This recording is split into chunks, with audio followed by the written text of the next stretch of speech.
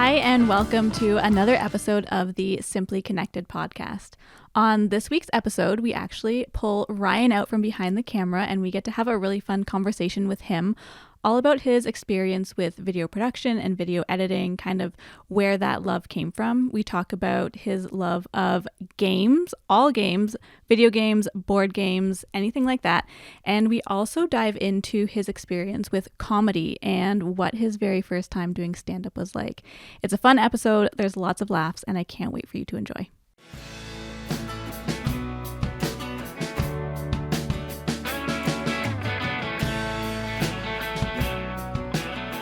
Hey, Ryan. Hi, Lauren. How's it going?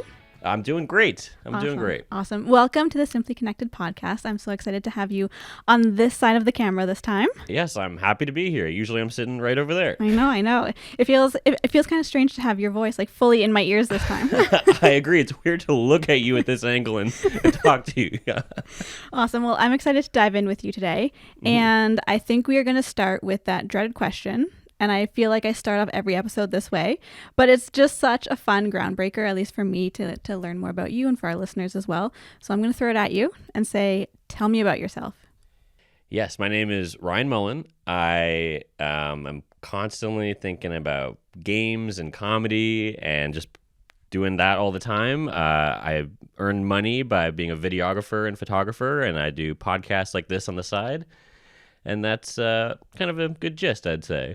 I feel like if there's one thing that I do know about you is that you are a huge lover of games. Yes. All games. And I feel like whenever we do talk, it's always either you're planning some kind of game night or you're hosting something or you've discovered a new game or anything like that. So I think that's awesome, and I definitely want to dive into that with you. For sure.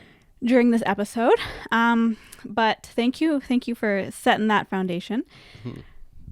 When you tell people about yourself, so that was kind of like you in a nutshell. If you were to go a little bit deeper and maybe think about younger Ryan, how do you describe him? He was very shy. I've definitely, my mom has said when she saw me like kind of come out of my shell when I was in high school, I was part of our video program, which was our morning news show called Cougar Vision. We were the Colonel by Cougars. And that's the reason I chose this high school was because of the video program. I just loved my favorite projects in school were always making videos. I come from a family of cinephiles, so I've just always been loving movies since I was growing up and just been watching them all the time. And when I went on Cougar Vision, I was this character. I put on this like weird old jacket, and I got 3D glasses, and I punched the holes out of them, and I looked like a real dork, and I was just being really silly. And my mom watched the video and was just like, do you know what you've done? Like you don't normally do stuff like this. And I was like, yeah, but I'm ready now. Like I've been waiting and wanting to do stuff. But like even as a kid, I was kind of confused by that because I was making videos with my friends that we would upload them on YouTube, and they were just like silly improv videos that I would just have a good time with. And so, yeah, I don't know. I was definitely shy. I feel like I always have had a good core group of friends. A lot of my best friends have, funny enough, the name Ryan. It's kind of an easy icebreaker. First moment I got to kindergarten, the first kid I went up to, I was like, hi, what's your name? He's like, Ryan. I'm like, I'm Ryan too. And it's like, did we just become best friends? I think so. And that happened again when I went to another school. Oh, no way. Easy, yeah. I feel like now that you say that too, I know quite a few Ryans. Yeah. Maybe it's like the generation thing or the millennial name. But yeah, it's always since growing up, there's always been another Ryan in my class, which is why going into high school, my friends started calling me Mullen. And then to this day, it's still confusing when yesterday I was at a party and my friend's dad was like, hey, Ryan. And then someone's like, Mullen, get this. And he's like, wait, I thought his name was Ryan. And so people like my partner, actually, she for the longest time, because her sister introduced me as Mullen, she thought my name was Mullen. Oh, no way. Her best friend was like, oh, that Ryan guy was really nice. She's like, who's Ryan? No. And then she had to learn. And then so, yeah, it's kind of funny. Oh my gosh. When you know you've made it, when your last name becomes your nickname. I have a lot of nicknames, but yeah, I'm happy with it. My mom, she was kind of surprised because she was never called Mullen, and I guess maybe a lot of other family members weren't, but I'm happy with it. I guess it's more of a sports thing. Like I have other cousins that they definitely get called Mullen as well, but But for me, it was just Ryan popularity made it like even in some classes I would have 2 Ryan M's. So it was like it just really didn't make any sense to call us both Ryan. Yeah. Fair enough. I feel like for me, my parents purposely named me Lauren because people couldn't shorten it. Oh. Yeah. And you don't get any lores? No. Okay. No, it wasn't until I started my most recent job that I ended up with a nickname. And since being in this job, I think I have like 5. And I'm like, really? Guys, I went 30 some years without having a nickname. And now I have to remember 5 that I have to answer to. What are some of those nicknames? Well, Low, which I guess, like, fair enough. LL, just given my last name. Okay, yeah. Yeah. It's a great alliteration name. Right. And then, long story, not going to go into this one, but Lur. Okay. Yeah. It came out, it was one night, we were with a bunch of friends, and I think they were trying to say low and lore, but it came out as Lur. And now it's just here. Yeah. So that's what I get. Nice. But I love that you can look back on kind of maybe high school Ryan and how far you've come and how that through line for you has always been like video and cinema and kind of like that aspect. Did you think growing up, maybe coming through high school and did you go to post-secondary? I went to the place that we work at, actually. Okay, cool. Did you know that you wanted to get into videography, editing, all that fun stuff? Like I said, I chose my high school based stuff. That was between 2 high schools that had video programs. And then when I was in grade 12 in this program, we had somebody that had taken it who went to TV broadcasting at the program that I ended up taking. And he came back and was talking to us about his experience. And I was like, wow, this sounds like exactly what I want. So I looked at, when I applied for different schools, I went to other like kind of, film-based things. But this one was the best one for me. Really hands-on and amazing to be able to go around all the different aspects of. I never did on-camera stuff because I always, no offense to some people, felt like I could just do it. Like I didn't need to learn how to be part of a drama thing. Well, I wanted to learn the technical aspects of being behind the camera, the editing, and stuff like that. Yeah, that's so cool. And you got a job from it? Yeah, I did. Just while I was in the program, I got the job being a videographer filming events around campus, and have then got a bunch of random side opportunities from a variety of different ways. Just friends of friends, random people being like, "Oh, who did that video for you? Oh, cool. Then let me hire them to do a random video for my website or whatever else." I did a couple weddings and don't want to do those ever again. I kind of peaked. I did like 5. The first one, the only reason I did it was because it was a coworker who was like, "We're doing a small wedding at City Hall." I was like, I could do that. I could take photos at a City Hall wedding, a little bit of stuff afterwards where we were walking around downtown, going to Parliament, and it was amazing to see the smiles that went on people's faces just walking around with the bride and groom. I was like, oh wow, we should just get people dressed up like a bride and groom all the time, and we can lift the spirit of Ottawa every day. Just walking around downtown. Yeah, it was sweet. It was really nice. But yeah, so the most recent wedding I've done, which I peaked at, was friends of mine who were having a Dungeons and Dragons themed wedding, which was surreal. Like having all these people of different ages, of like from little kids to elderly people dressed up in medieval times gear, and it was just so cool and a great time. That was out in Castleman, and so it was in like a barn, like the actual ceremony, and there was like a guy playing guitar while they were going up, and it was just really cool. And I was like, I will never get better than this. I'm done with these weddings. That's so cool. And I like how your decision to be done with weddings came after like a prolific kind of event experience in your life, right? It wasn't because it was like it left a bad taste in your mouth, or it wasn't like due to a bad experience. It was just like I can't top this.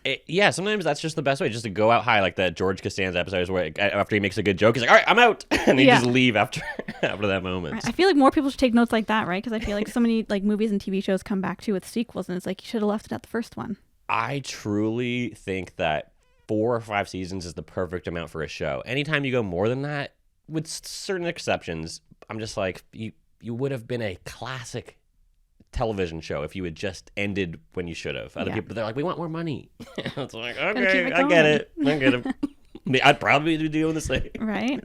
You touched on it briefly when going into your program about being comfortable in front of the camera. I know working together and working on some projects, you're usually behind the camera. Did it ever interest you to maybe be on the other side more often than not? I feel like you have a personality for it. Kind of certain elements. Like I like doing it sometimes. Like yeah, as I said, I just felt like I was always comfortable doing it just because I like being silly. And I was growing up as a kid. I mean, a lot of people did, but I maybe for even a long time I did a lot of imaginary games with my friends. Like when I was a new kid in Ottawa, when I first moved to Ottawa, I was in grade 3 or 4, and I was just walking around by myself in the lot because I had a student who was supposed to be my buddy and help me around. But everyone was playing mini sticks, and I'd never played mini sticks. I don't really care about sports, so I played one recess of mini sticks, and I was like, "This is not for me. I'm gonna wander by myself." And then I would see a couple kids it was like two guys who obviously were weirdos who were playing imaginary games together in the field, and I was like, those seem like my kind of guys. And sure enough, in the next year, we were in the same class and became great friends, and I was playing with them all the time. So I feel like stuff like that is just playing. It's just being silly when you're in acting or being on camera or doing sketches, just playing make-believe. Yeah, just being you. Mm-hmm. And so those friends that you met playing make-believe, are they still friends today, or were... No. I've that was just because of going to different schools. I'm sure if we went to the same schools, we would have maintained friendship. I've run into them, and even one of them, I was doing a podcast where I hadn't done stand-up yet, and so I was just trying to find the funniest people I knew from my life. So I reached out to some people like one of these guys who I was like, I haven't talked to this guy in many years, but I was like, dude, you're so funny. I want your brain to come up with a weird character to come on my show. And so we had a weird reconnection there, but didn't continue. Yeah. Okay. And so then Ryan coming out through high school, going to post-secondary, and then starting in the work world. Mm-hmm. How do you find, because you've had so much experience and you know kind of the industry, I'll say, so well, how do you find that building connections in this industry has kind of helped you move forward? I guess I would actually start more in college before in the industry, because in college you really got to learn from my classmates who was a good worker and who wasn't. And so it was really interesting when people would show up late or not do their work. And it's like, okay, well, we're all about to be going into the workforce. Anyone that did show up and support me, I called on them to help me out for certain projects. Other people, I was like, well, I know I can't trust you for a project that didn't involve money. Now I will never involve you in something that is my... my word of saying I trust this person. Mm-hmm. I'll never say I trust you if you couldn't get a project done for school, let alone a real thing. So I think it started there to see who, and that program was just amazing to be around all these other movie and TV nerds. Like I could talk about like kind of finding your people. When I realized I was with all the other movie nerds from the other high schools and stuff, I was like, this is all I want. I just want to talk to these people about stuff all the time and learn from them and talk about stuff all the time. And so in the workforce, I'd say it's kind of similar. You learn who you work well with, and people that I worked well with at my job, I ended up like this doing other side projects and other things with them outside of work that became other great, amazing projects. And I would say this is a perfect example of it. Yeah. When this idea came to be, and we were kind of just like noodling around with it and brainstorming, I think I came to you like in the spring, being like, I have this idea. Is this something you'll be interested in? And I know we went back and forth for a while, and then finding like the perfect space to do it was kind of what got the ball rolling. But I think, to your point of just building those connections in different pockets of not only your career, but in life in general, whether it's through hobbies or whatnot, is just, they're great building blocks to like kind of keep those relationships like blossoming. For sure, yeah. When you first pitched me the idea, I didn't understand it, honestly, at first. When you said we were going to talk to people about connections, I was like, okay. Like I was like, I felt like kind of last episode we talked, like when Meg was like a podcast that was kind of niche, I felt like this was a little niche. I didn't really understand it. But then when you started doing it, I was like, oh, okay, I'm getting it. And actually, I feel like this is the perfect medium for connection. With like, compared to anything else, like video, like movies or TV or anything, it's like, they're so formatted in a way, well, this medium, we could do whatever we want. We edit it to certain aspects, but we're not for the most part, it's unedited. It's just true conversations of people connecting in a one-on-one thing. You and I, we would never have an hour-long conversation without our phones, right? So Right. it's a cool excuse for a host and a guest to talk, for people to watch and listen that they would never be part of hearing this without being a fly on the wall. And so I love podcasts for that reason. Yeah, and I feel like you really get, I guess depending on the type of podcast you're listening to, you kind of really get that like inside their brain almost. And I love the conversations. There's a couple podcasts I'm listening to right now that it's almost like a snippet into their life. Like it's not, some of them, are the whole life story, but for the most part, when you're listening to like celebrity or guest interviews, you kind of have a general idea of who that person is or the work they've done. So I like really when they hone in on like a specific moment in that person's life and they kind of like do a deep dive. Like there was one I was listening to last week about, she's a celebrity and she had recently gone through a divorce, and they touched on like projects this celebrity was working on, but they really honed in on like the divorce part of this person's life because it was so fresh, so recent, and they went through kind of from start to finish how that made this person feel. So I like, again, that it's not so big picture, it's more like honed in on a certain chapter, and then I feel like it gives room to bring that guest back later on and then talk about something different. Right? Yeah, for sure. I mean, it's only, usually an hour to a couple hours, so you can only talk about so much. Well, yeah, I don't know. I just feel like I just love this medium so much. I found podcasts when I was in high school, and I just at that time there was no online, like my iPod Classic didn't have online features, so I didn't really have a great way of finding new music. So I was just kind of listening to the same music, and I would get bored. And so podcasts, I was like, oh wow, there's hundreds and millions of thousands of hours of these things that can keep me from not being bored, and just while I'm doing random tours and stuff, and I feel like I've become a better conversationalist because of constantly listening to people having conversations. You go, oh, this is what it's like to be an active listener, and a variety of things like that, how to try to form an opinion in certain ways. Yeah. And I feel like you and I touched on this maybe not long ago too, but sometimes listening to podcasts, like depending on the type of podcast you're listening to, you have to be like invested in it. And there's so many times that I'll throw a podcast on to listen to, like say while I'm working or whatever. But then my brain is focused on what I'm doing and I'm not listening to the podcast. So I'm like, rewind. Yeah. I just missed that whole like 10-minute conversation of what they were talking about.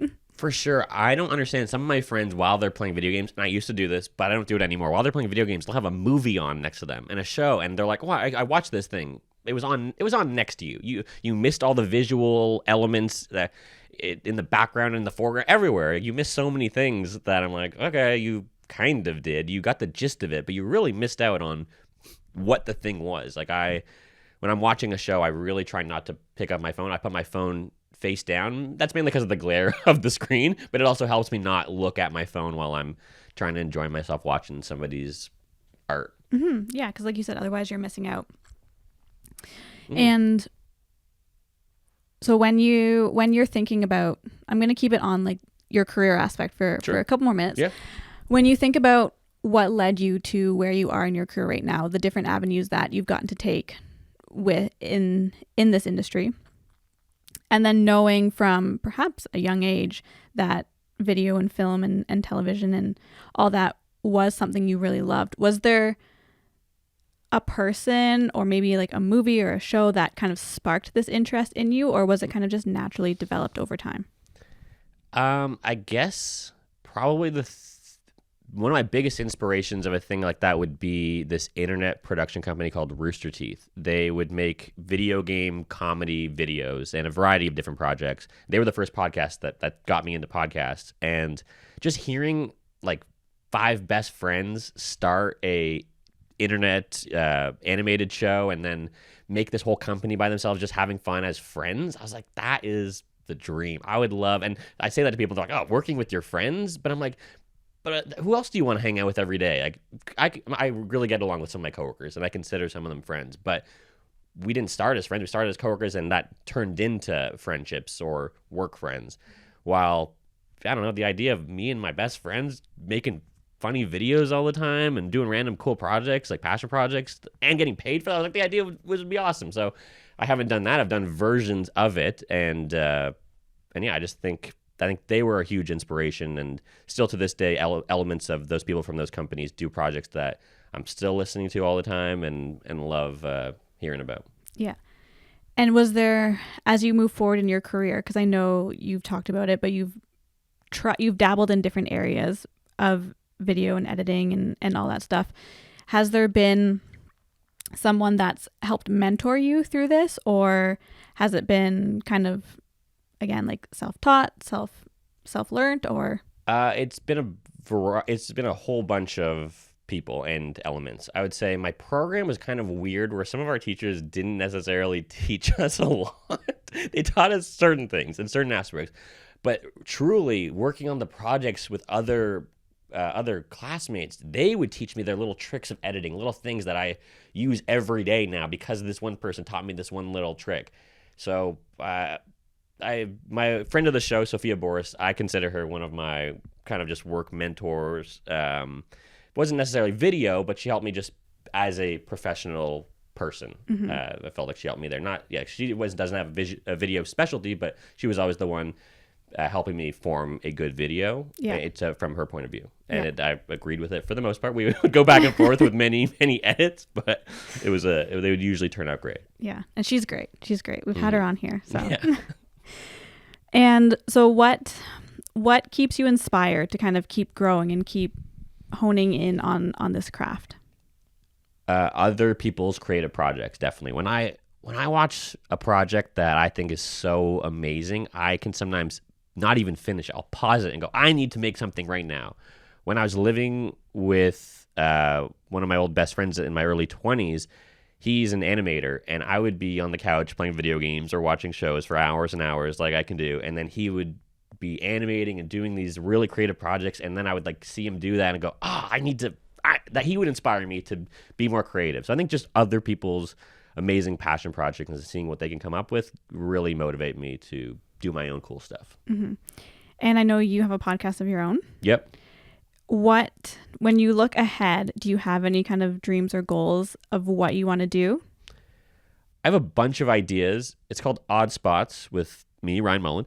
I haven't done it in a couple years, but that's because of the way that I produce the show. Unlike this one, which is every 2 weeks of a release schedule, I release this one kind of in batches of 5 based off themes, and I do it sporadically. So that way I don't have to put the pressure on myself of getting it out on a certain time. I can be like, well, whenever I'm feeling like it, I will do this project. I really love Hot Ones and Nardwar, and those 2 shows do so much research, and so I try to do that for my show too. So the fact that I have put this pressure on myself whenever I do want to do this project of getting 5 guests, I do all the research on these 5 guests, and then I try to record them all around the same time so that way they're relevant to the time.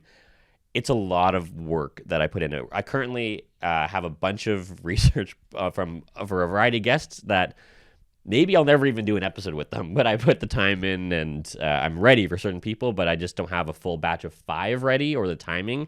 So I have some plans, but nothing coming up in the exact future. But sometimes when I get motivated, I'm like, oh, this is the thing I want to do. But right now I'm kind of focused on a couple other projects. Okay. And do you want to talk about what those projects are?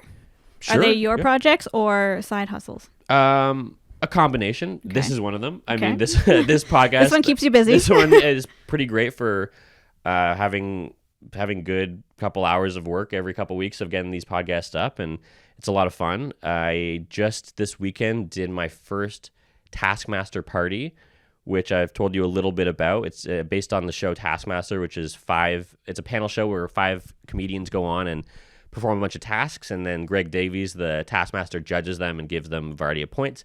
So me and my partner got obsessed with the show. We would watch it every day at dinner and just loved it. And we were like, we should do our own version of this with our friends and family. So I devised all these tasks, and we went back and forth on what we thought would be good. And then we got our friends and family to participate in it. And we filmed them over a couple months, and I edited them. And Saturday, a couple days ago, we had a party where we invited a bunch of our friends and family to come watch it. And so what we did is everyone watched it for the first time live in this party room in a condo. And then while watching it, Kathleen, my partner, was the Taskmaster. And so she was the one giving points out to people for how well they did or not. And it was just so amazing. It was so much fun. I was so happy that it went so well. Not everybody could hear elements of the videos because they were laughing so hard. No. Which I'm like, that's amazing that you Yeah. didn't hear certain aspects because you're having such a good time. So I will be uploading them online so everyone that wasn't there or the people that were there that couldn't hear certain parts can check them out. But I'm really proud of how that turned out. And so I'm already trying to get planned on the next party I want to do with 5 new contestants, and I'll be doing that over the next year. Yeah, that's so cool. Season 2. Yeah, like season 2, our second party, and then hopefully this will just be a thing that I could do on the side for fun a bunch of time. Yeah. Are you mentioned uploading them for the people who couldn't hear, couldn't see to watch. Can other people watch it? Yes, so I want others that couldn't make it to the party to also watch. So I'll probably have it on YouTube and Instagram, stuff like that, because I'm really excited to hear what people think, and then maybe I'll also upload it on the Taskmaster subreddit, and then maybe the people from the actual Taskmaster show can check the clips out, and that would be awesome to hear That would be if so they cool. ever saw it. Yeah. That was so cool. Yeah. Oh, I know you were building up to this party, so I'm glad it went so well. Yeah, me too. Yeah, especially with like bad weather out there. We're happy everyone could make it, and we postponed it because everyone was sick the week before. We were like, we really want it to be a full room of people able to watch this and enjoy it. Yeah. And so it was great time. Have you ever considered, because I feel like what you just did is a little bit of it, but have you ever considered doing like bigger film? Like do you have an interest in not necessarily like directing, but maybe like TV or film production? Not really. No, even with your love of movies? I learned in my program that even though I direct certain things, it's kind of just like little videos and short films.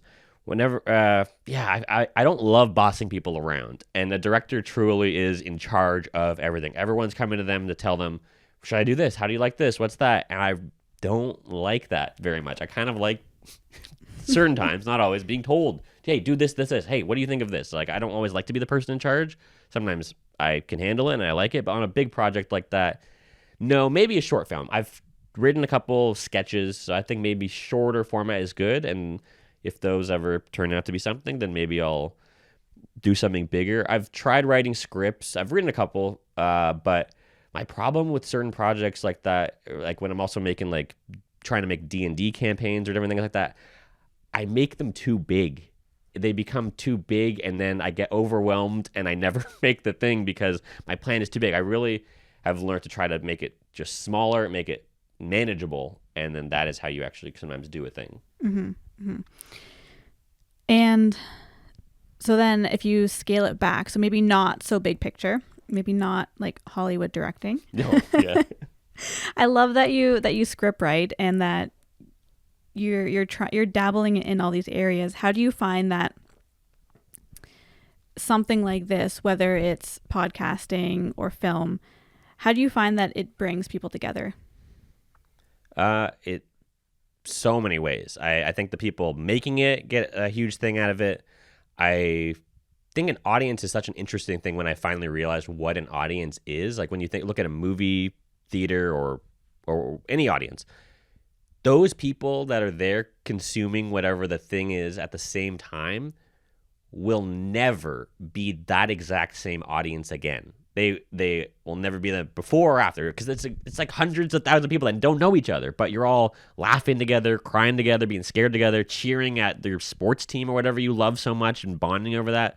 I don't like sports, but I love seeing two fans of the same sports team being like, oh, we love the same group of people together. And I'm like, oh, that's a great bond. That's so sweet. And so yeah, watching movies it's such an amazing thing. That's kind of funny when you're like, oh, when people go on dates or you go and you're like, oh, we're not really talking or interacting, but it's like you're consuming this thing together that you get to afterwards be like, wow, what did you think of that? I like this aspect of that? Oh, I didn't think of it that way. But you're experiencing something at the same exact time is a special moment, I find. Yeah, I would agree. And I love that you brought that up, because there was like a quote recently or like a meme or whatever that was like, I don't remember it exactly, but it was about a concert. And I know we've talked about music quite a bit on this show, but it was like something along the lines of, man, I love being in this room listening to my favorite artist with all these people like screaming the words, and they're like, it's like a form of therapy. It's like all of a sudden I love all these people, like 10,000 people in this room, and we're all just family. Like, Absolutely. Like when you're walking down the street listening to a song that you've heard 1,000 times, you're like, oh, wow, yeah, I love this song. And then you get to see all the other people that also do the same thing as they're walking down the street or driving their car. Yeah, like that is amazing moments to be part of. Definitely. and so for connection through things like sporting events, concerts, things like that, I know that you also dabble in comedy. Yeah, I also haven't done that in a couple years, but I've done a couple years of amateur stand-up. And let's go back to like your very first time doing stand-up. Yeah. How did you feel doing that? I was very nervous.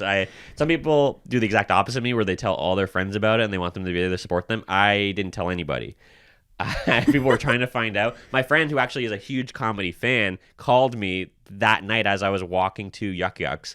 He's like, "Hey, what are you up to? You want to hang out tonight?" I was like, "No, I'm busy." Because if I told him I was doing stand-up, he would be like, "I'm going to be there tonight." And I just wanted to do it in front of strangers, because the idea of making a fool of myself in front of strangers was a little easier than, my friends who invited their coworkers and family and friends. I was like, wouldn't want to be embarrassed in front of all these people. While to them, they appreciated the support of having them there. Well, Yeah. I was like, I don't want that. So yeah, I was at Yuck Yucks when it was on Elgin here in Ottawa. So that was also kind of my first place. I never realized, I guess you could do it. I didn't know about the other rooms around town. I just knew there was 2 clubs in Ottawa, Yuck Yucks and Absolute, and I was like, well, I guess this is where you do stand-up. So I heard you could sign up. I went on the website. They're like, yeah, just email and then we'll get you booked on. And so I did that, and I was there on a full packed Wednesday night, and it went really well. I got a lot of laugh. The guy had warned everybody it was my first time, and I definitely went really fast under my time limit, but they understand that. Yeah. And so it went really well. Afterwards, a lot of the comedians came up to me and were telling me, nice job, knowing it was my first. And so that was just also amazing to feel. Then I left the club. I called my friends who lived down the street. I was like, hey guys, I did it. And they're like, did what? I'm like, I did it. I'm coming over right now to celebrate. They're like, you did what? I'm like, I did stand up. They're like, oh my God. So I went there. I told them all about it, and we were all celebrating. Oh my gosh. It was And huge. so what was it about that first time, like that moment, that made you want to do it again? The fact that I could, I think, just the fact that I had thought about it. I was a huge comedy fan, and just by accident, just by listening to so many comedy podcasts, I learned about the world of stand-up, of like just little tricks that some people take years to not do. So when I first went up there, I took the microphone out of the stand and I moved the mic stand to the side. Some people don't know that, and they leave the mic stand there, and it's in your way, whether you subconsciously or not. It's blocking people. Even though it's just a little stick in front of you, it's blocking you. It's blocking your body. People can't see a part of your body. And so even if they don't realize it, you're being blocked. And so moving that thing, other comedians and people there, they're like, he knows that. It's his first time doing it, but he knows that trick. He's obviously a student of comedy. Yeah. And so certain things like that, I just got a real advantage of hearing all these professionals give tips to me while talking to other comics about their terrible time at open mics and stuff. And that really kind of helped me have a strong start compared to other people who didn't have all this. They just kind of watch comedy, but you don't hear the tricks and tips. You just see it happening, while I was hearing all the nitty-gritty details of what to do, what not to do, and certain things like that. And so when you're in that room and you're on that stage about to do a show, what is it about that space? And you kind of touched on it with sporting events and things like that, about everyone being together in that room. What do you think it is about comedy that brings people together? I think it's both connection and not connection. I think connecting to ideas that you hear a person say and you're like, oh my God, I've never heard anyone else say that. And I do that too. And I thought I was the weirdo. But hearing somebody else say they have the same thoughts or they do the same thing as you, you're like, wow, I'm not alone. We have this connection. Or when you don't connect to a person at all and you're like, we have completely different backgrounds, completely different points of view, but you can still laugh with them and appreciate their concepts and ideas. That I find both of those can be so amazing. I think just laughter is so infectious that sometimes you're not even laughing at the thing. You're laughing with others. Just you're surrounded by this amazing energy that, well, hopefully, Yeah. I've been to a lot of shows and sometimes there's no connection because the person's not being funny, or being very strange. But that's kind of interesting too, where one of my shows I was at, there was a guy who made some old-timey racist jokes, and it completely shut the room down. The room was connecting. We all connected on, we don't agree with what this person just said. And that guy got off stage.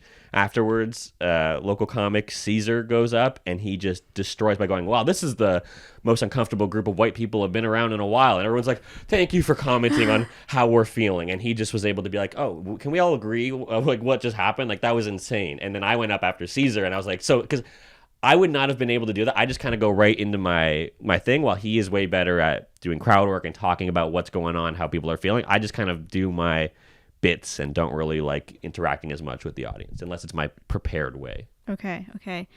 I find that's a tricky thing, right? When you go in with a mentality of like, this is my show, this is how I'm going to go. Because sometimes I do that when I go to teach yoga. I go in with like, this is the class or this is the sequence I'm going to teach.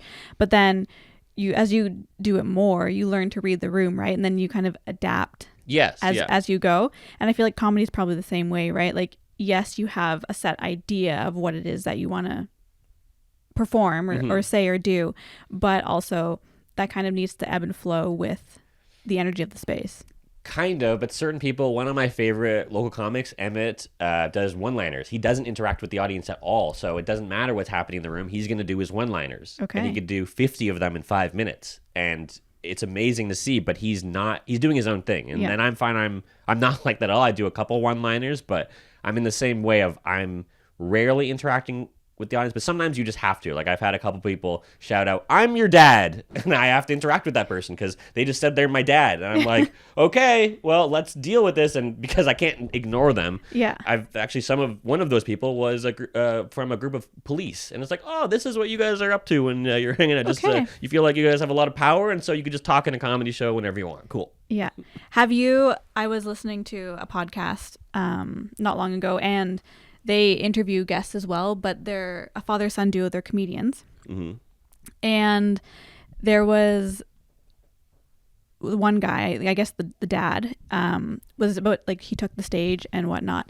And he, based off the shows I've seen from him, he does interact with the audience. But I guess there was, like, a woman in the front row of his show who was texting, like, during the show, and like, it bothered him. Yes. And he called her out, and I, like, in a comedic way, but like, not everyone likes to be called out that way. Sure. And so she made like a big deal of it and like stormed out. And I guess this woman's husband was there and was just like, oh, I'm like so sorry, like sorry about that, whatnot, and like left after her. Yeah. But like, how, like, when you're performing, if say like a joke doesn't land, or you do have maybe some like rude people in the room, like, how do you deal with that? If a joke doesn't land, I have some friends who are very good at making fun of themselves when the joke doesn't land, and they actually say it's kind of bad when they go, oh, you're so funny when your joke sucks, because then they're like, oh, my jokes aren't good, but I'm good at making fun of myself at having bad jokes. I think, I don't know, sometimes you just kind of go like, you just move past it, go to the next thing, or you just go, okay. And a lot of people, I don't like this, but a lot of people go, that's a new one, just so we're clear, it's new and I'm testing it out. And I'm like, oh, that's kind of a cop-out. If like, it's like, just kind of say that's your joke and you didn't like it, and you know what, I'm going to say this joke again to another room, and maybe they're going to laugh their asses off because it's for a different group. That's the cool thing of stand-up, is just testing in all these different audiences and seeing how one night you can say the exact same words as another night and it'll get nothing. And you're like, I know this joke has made so many people cry laughing. So it's so interesting. It's such an interesting experiment.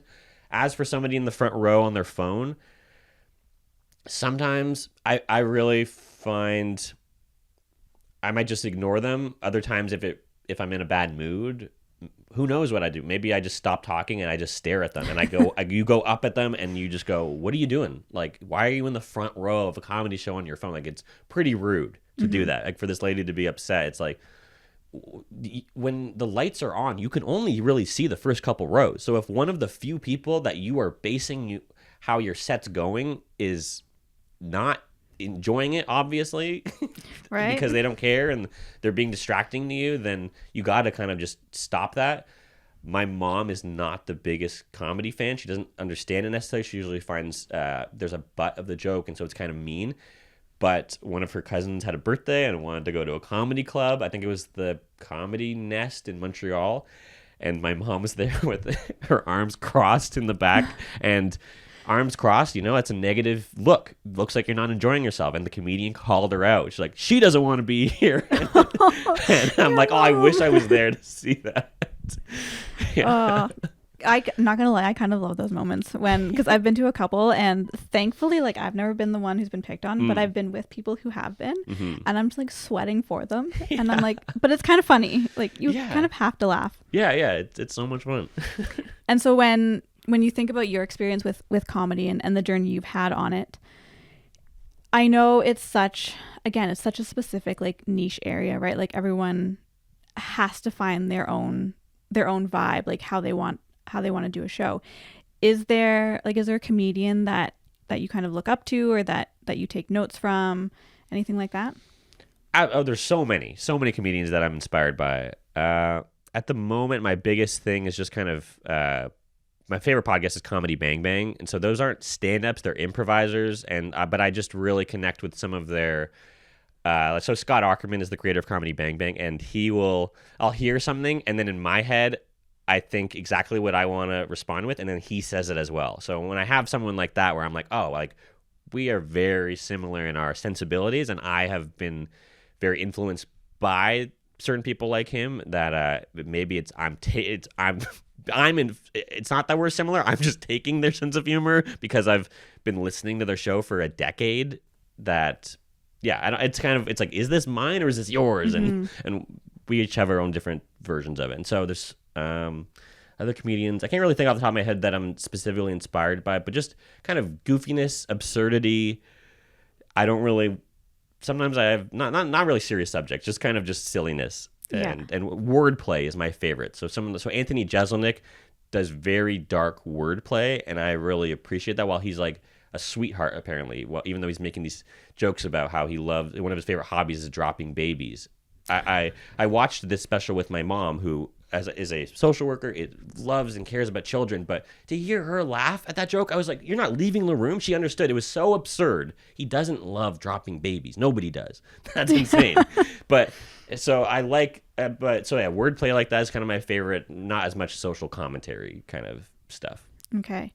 And is there a comedian that you've seen that has been like a bucket list show for you? For sure. When I saw Pete Holmes in Just for Laughs, that was awesome. And then we were kind of just staying to finish our drinks after the show, and he then came out from behind the stage, and me and my friends went up to him and we met him, and he was so nice. And then we were like, we're going to see your podcast tomorrow too. And then we saw his podcast the next day and talked to him there again. And so that was amazing, just how friendly he was. And he was like, you want a hug? I'm like, yeah, I do, Pete. He's like 6'5" or whatever, just like getting hugged by this big friendly giant was amazing. And just to see that he seemed like as cool of a guy as he was on his podcast and stuff like that, that was awesome. Yeah. Sometimes I wonder too, because when you meet people like that, what's that saying where it's like, don't meet your idols? So when you spend so much time like listening to them or going to shows, and you're like, I really hope this person is what they seem when you meet them. Yeah, I had another interaction with another comedian who is a known and self-proclaimed as an alcoholic. And I would listen to their podcast knowing they're an alcoholic, but you're like, what's real, what's not? And I knew that they had to drink every day or else they would get the shakes.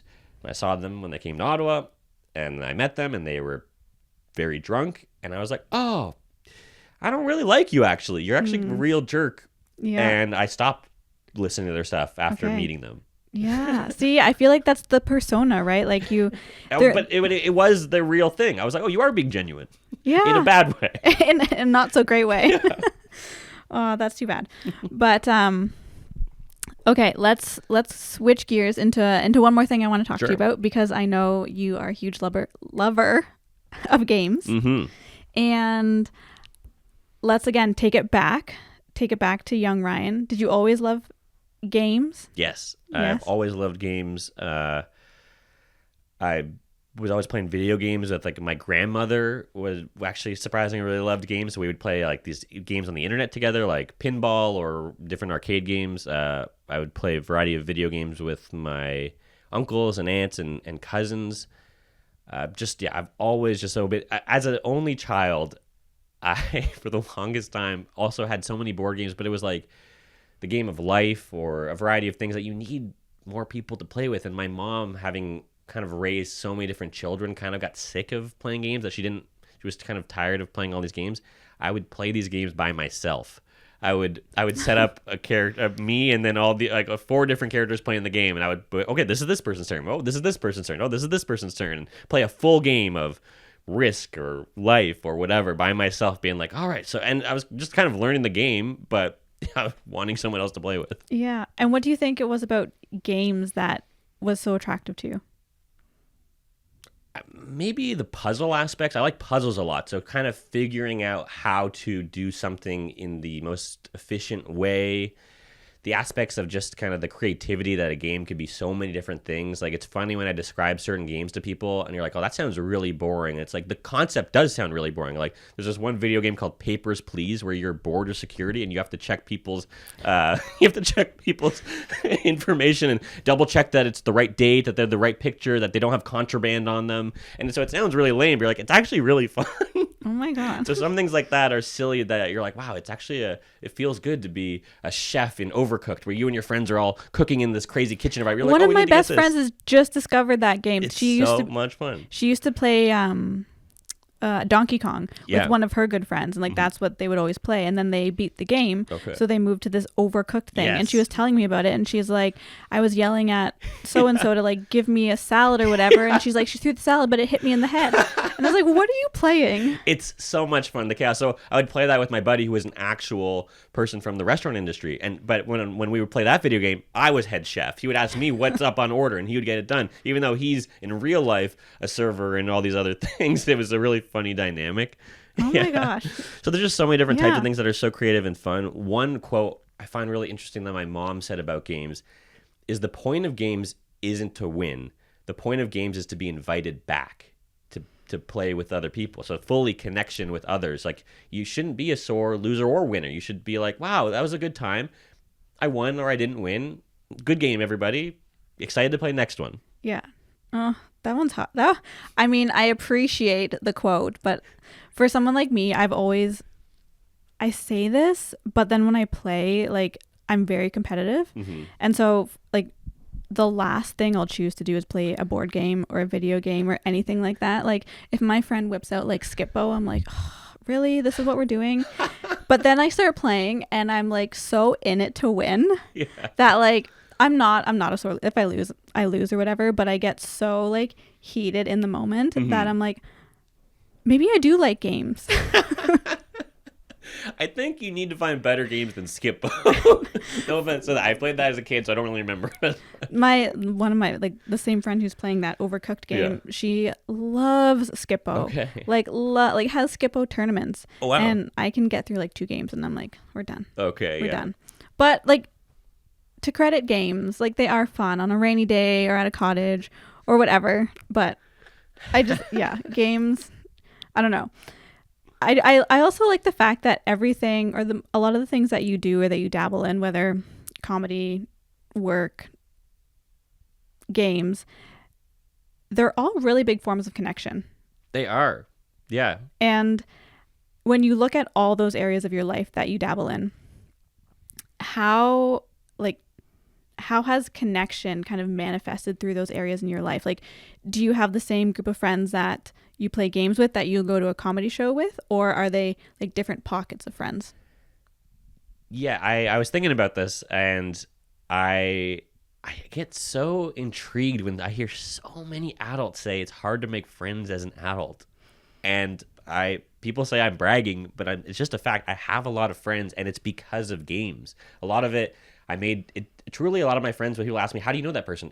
I know them through that person because we met at a game night usually, or online, whatever. Like, it's usually friends of friends is how I make more friends through, oh, wow, we really connected through these games.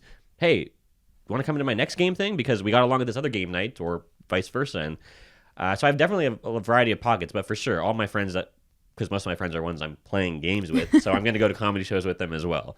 Yeah. But it is interesting when I realized I would go to my friend's place on a Saturday night, and they'd all be watching hockey and UFC or whatever, and I'd bring all my board games and be like, hey guys, let's play. And so they all love games so much, but they like sports and other games, while I'm more just games without sports. But they love games so much that they're like, yeah, let's watch hockey and play this board game at the same time. I'm like, okay, well, at least I'm getting some kind of thing out of this.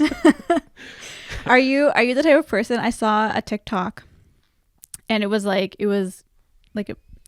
they were making fun of this person, but it was a game night, and everyone was like sitting around the table playing a game, and it was the wife, I guess, filming her husband sitting at the table, and you could see like everyone was talking, like the room was getting louder, like clearly they weren't focused on the game, and like the husband was just sitting there like waiting for everyone to like pay attention for the next person to go. Like he's just so like into it. Like what type of game person are you?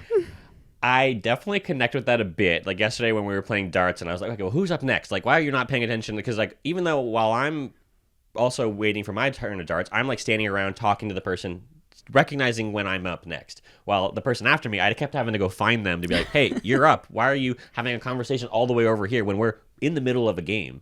So I definitely, yes, I agree. Like I do sometimes kind of want the flow of the game to continue while I'm happy to have the conversations because we're hanging out as friends. But I find it odd when it's like, well, we're just not doing it. Like, we're here for the game. We're in the middle of it. It's like we could pause the conversation, get back to it, which we should, because I want to hear whatever story or thing we're talking about. But it's like, but it's your turn. You should like do your turn. And then once you're done your turn, get back to the thing you were saying. Go back to the conversation. Yeah.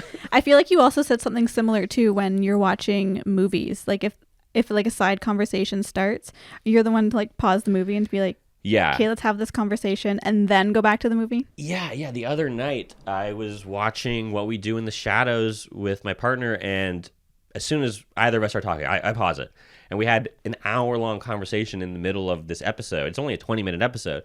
We say that to our friend who, when we said we had an hour-long conversation, she's like, oh, you had to go back and then watch it. I was like, no, we paused it. Well, meanwhile, she is just going to talk all the way through everything and anything, and then be like, I don't know where I am.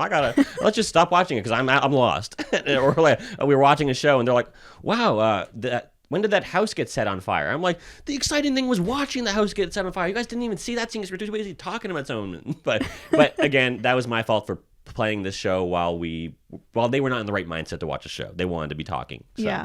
I feel like, again, it's like it's gauging the atmosphere, right? Because I feel like for me, so many times my friends and I will get together and we're like, we're going to have a movie night. But we planned this movie night also like not really remembering that we haven't seen each other in a while. Yeah. So it's like, okay, well, the movie's on. We all want to watch this movie, but then we're all talking because we have weeks or months to like catch up on of like backstory. So it's like, do you watch the movie? Do you talk? Yeah.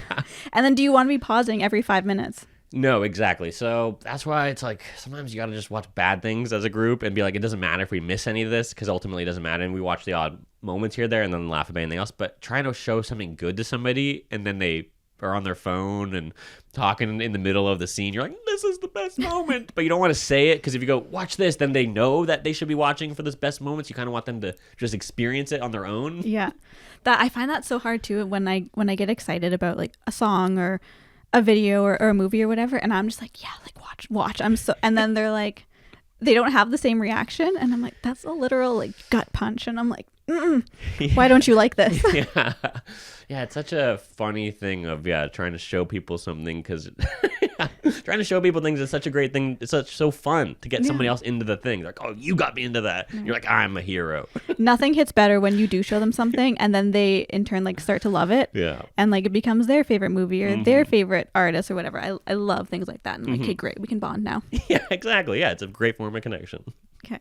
I want to move into a few rapid fire with you because I feel like you're going to have some fun answers just with all the things that I know you do. Yeah. And I'm going to add a couple extra questions to this with you because I just think they're going to be fun. Sweet.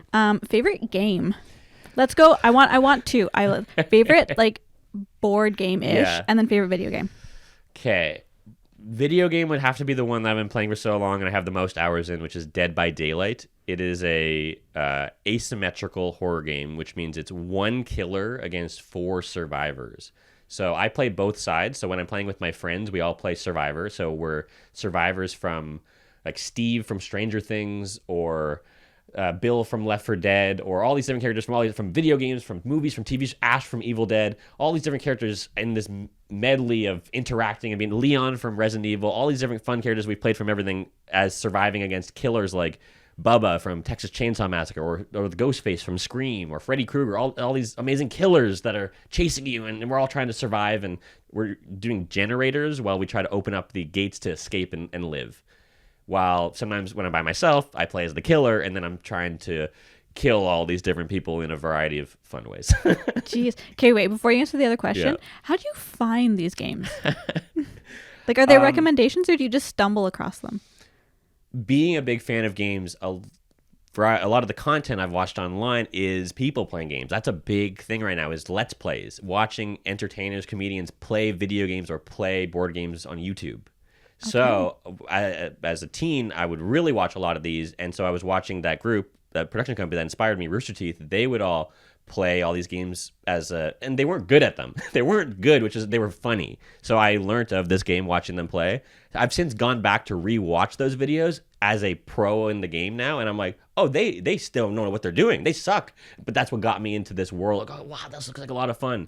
And for the longest time, I was playing by myself on Survivor in what's called solo queue. You just queue up by yourself, and nobody's trying to save you because they don't know you or care about you. And so I would be very selfish. I was like, well, I don't care about you guys either. I'm just trying to survive. Then I find out, I'm talking to my one buddy, who we were friends for years, and we were like, oh, I play this game Dead by Daylight. Like, I play it too. And we were like, why have we never played together? Then I showed off one of my other friends. Is like, oh, yeah, you know our old friend from back in the day? He plays the game. And I was like, so we reconnected. We hadn't talked for my gosh, 5 odd years, and then now we play all the time, and we reconnected through this game. And so it's amazing what the community that I've always wanted when I first started playing, and now sometimes we have too many people. We have to tell somebody, oh, you actually can't play right now because we have too many of us. And that's actually really cool, sweet. Though. How it's awesome. Like, you've kind of like cast that like a bigger net in terms of like friends and connections. One of our friends joined us because we were playing Among Us in the pandemic, and then when everyone was done playing Among Us for the night, me and my buddy were like, okay, well, let's play some DBD. And then our other friend's like, well, I don't want to stop hanging out. I'll play whatever this other game is. And now she plays with it all the time, even though she was never a gamer before this, but now she's become one while just trying to hang out with us, which is really sweet. Aw. Mm-hmm. Aw, I love that. Okay, favorite board game? Yeah, for board game, I have so many. I really don't think I could pick one, but I think if there was a shelf and all your friends were there waiting for you, and you just had to go over there and pluck one off. I'd say my favorite for like just a party is called Dixit, Dixit. And it's just, you can play with up to 12 people, and everyone gets these cards that are just really trippy art. And one person's the storyteller, and you say your story is Nightmare. And then everyone from their hand picks, so they had their card that represented that. They put that in the middle, and then everyone else picks the card from their hand that best represents Nightmare. Shuffle them all up. Everyone has to guess what the original Nightmare card was. And then whoever one that got tricked by other cards, they get points and stuff like that. And it's just really, really fun, creative stuff. Like somebody might put a horse because a mare, right? So, is that Nightmare? Is that what they're thinking? Or, it just looks really dark. And you're like, 5 of them look really evil-ish, like Nightmare. So I really have no idea which one it is. And that one's just great because I've played it so many times. I've got so many expansions. I still have cards I've never seen that are like, whoa, what amazing art. I was like, I would want this art on my wall. It's that cool. Yeah. Or get tattoos of them because they're so sweet. And I feel like every time you play it, it's different, right? Like everyone's thought pattern changes. Yeah, absolutely. So that one's such a replayable game, and it's just, you can play with up to 12 people. It's such a great party game. Yeah. You could play with 5 people. Not as fun, but still, you could. That's cool. Mm-hmm. You introduced me to Music League. Yes. That, for someone who's not a gamer, I'm like, hey, this one's getting kind of fun. You're playing it. Yeah. And how's it going? Good. How are you doing in the league? I'm not doing great. Okay. But like, at least for me, like I get new songs out of it, right? Yeah, you're finding some good stuff. That's good. Yeah. I get annoyed when we've had a couple leagues and people just post songs I've heard on the radio 1,000 times. I'm like, well, you're getting no votes. Even if I love the song, I'm like, the point of this for me is learning about new music, and I'll give that person the most points because this is a new song to me that I really like. Yeah. Other songs I love, okay, maybe you get 2 points because I still love the song, but you don't deserve that 3. Yeah. I think that's where I am. Not that I don't post like new songs or like I feel like the ones I've been posting, people have heard, right? So they're like, oh, I love this song. So their votes are going to the ones that are a little bit more obscure. Yeah. So learning curve. But okay. Favorite movie? Again, I know a hard one for you. It actually just changed this year on a rewatch. It just became There Will Be Blood. Watching that movie again, I was like, this is so epic and amazing that I was just so enthralled the entire time. It's like such a long movie, a couple hours that it felt so short to me. It was just so amazing. You're not familiar with it? I want to say I recognize the name, but it's not ringing a bell. It's a Paul Thomas Anderson movie. It came out in 2007, starring Daniel Day-Lewis and Paul Dano, about an oil man who is not a very nice guy, and it's about his greed and trying to become a big oil baron. Okay. And There Will Be Blood. There Will Be Blood. Yes. Okay. Maybe I have to go check it out again. I would highly recommend it. Okay. One of my buddies is doing a really hard challenge, which. Well, to a point. He's watching 365 movies this year is his goal, but he's also having it on while he's playing RuneScape. So I'm like, he's kind of watching them. He's not really watching. But I was talking to him yesterday, and he told me, because he was looking for recommendations, and I was like, I'll only give you recommendations if I can give you 7 of them, and you watch them in like a week. And so he's like, okay, great, sounds good. And so yesterday I was asking him his thoughts, and he agreed he really liked There Will Be Blood on the rewatch. He forgot a lot of elements, just like I did, and it's amazing. Okay. Well, maybe I'll have to add that to my list sooner than later. Yeah. Same realm. Favorite TV show? Probably It's Always Sunny in Philadelphia. I can rewatch that show over and over again, and it still makes me laugh so hard. Yeah. Just rewatchability. We only need a staple show like that. Yeah, even though it's like, is it making you feel comfy because they're all screaming and yelling at each other? It does. It makes me feel good because that's what they should be doing. Favorite, I know you're an audiobook guy, so favorite audiobook and or podcast or both?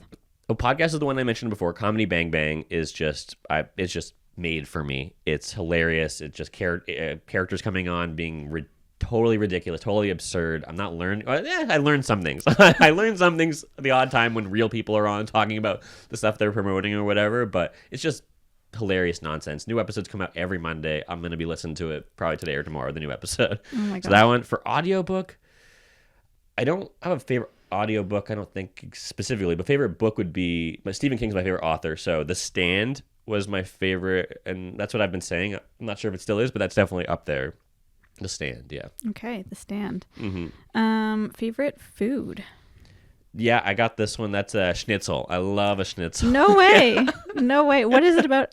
I don't know. I think now I don't have it very often, that it's a nice treat, or it's like a kind of just like a birthday or thing, or whenever I'm like out of town, like we'll find a nice schnitzel place. I love lemon, so pouring that lemon on top of it feels great. Okay, interesting. Yeah. Okay, I like that answer. If you could give your younger self one piece of advice, what would it be? I think the best is just kind of, and it's just hard to hear it, but just be yourself. And everyone says that thing, but it's just like, you just spend so much time. Like I remember one time in school, I was like, oh yeah, I got this pocket's for my phone, this pocket's for my wallet. And this girl was like, you have specific pockets for things? I was like, no, I don't. I changed. I did, but I felt embarrassed by my rituals and my lifestyle. I was like, oh no, you think that's weird? No, I don't. But yes, I do. Yeah. This is my pocket for my phone. This is my pocket for my wallet. And that's how it is. That's how I like it. And you'll find the people who are like, oh, okay. Exactly. Yeah. If you could have dinner with one person, living or dead, who would it be? For this one, I would pick...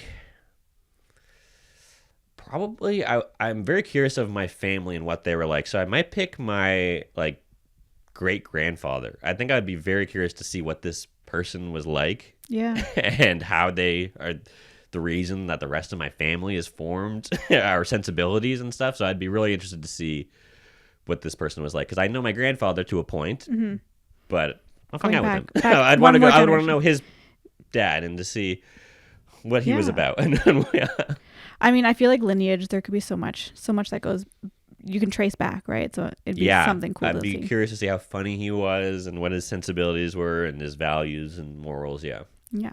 Mm-hmm. Okay. And then finally, we have the Simply Connected playlist around here. Always adding songs. I feel like now that I'm using that music league, there's so many songs that I'm like, oh, I should just throw this on the podcast, but I don't. Yeah. So I'm going to ask you if you could add one, maybe 2 songs to the Simply Connected playlist. I feel like I want to do 2. Okay. Just because A lot of people have been doing that. I mean, you're the producer. You could add 10 if you wanted to. Yeah. But I didn't have this actually prepared, so let me just type in just to make sure I get the right name. Okay, so the first one, I want this one to be more in line with what is already in the playlist, kind of folky stuff. Okay. So I'm gonna pick "The Night We Met" by Lord Huron, but the version featuring Phoebe Bridgers. Okay. I love Phoebe Bridgers, and her the song's already good, but her on it made me just go, oh, I love this song so much more. Okay. It's I can't say I've heard it. No, okay. I think you'll like it. Okay. I know you're more country. I don't love country, but folk is the closest I get to it. Yeah. And this is, I think, Okay. a really good one. Added. Nice. Second one? And then the other one, I want to do something that's maybe not not connected to the rest of the vibe of it. Throw it out there. To add. So I'm gonna toss in "Punk Rock Loser" by Viagra Boys. Okay. Yeah. I don't think you have a no song. idea. I don't think you have a song like that at all on your playlist. So this is just like a modern classic punk rock song. Okay. That I just love. Okay. No, I know there's a couple people following it, so I hope that when they go into it, they hit shuffle, and it's just like a random like, and the song's gonna come on there and be like, huh. Yes. And maybe they'll love it. Hopefully. I mean, I feel like everyone has like such an eclectic taste of music that it's just like this could be their new favorite. You could have just discovered or added their new favorite song. I hope so. Okay, well, thanks so much, Ryan, for, again, being on this side of the camera this time. It was an absolute pleasure to talk to you. Thank you, Lauren. This has been so much fun. You make this so easy for everybody, I would say, in this. And this was just great proof to see how well you do it. Awesome. We'll talk soon. All right. See ya. Bye.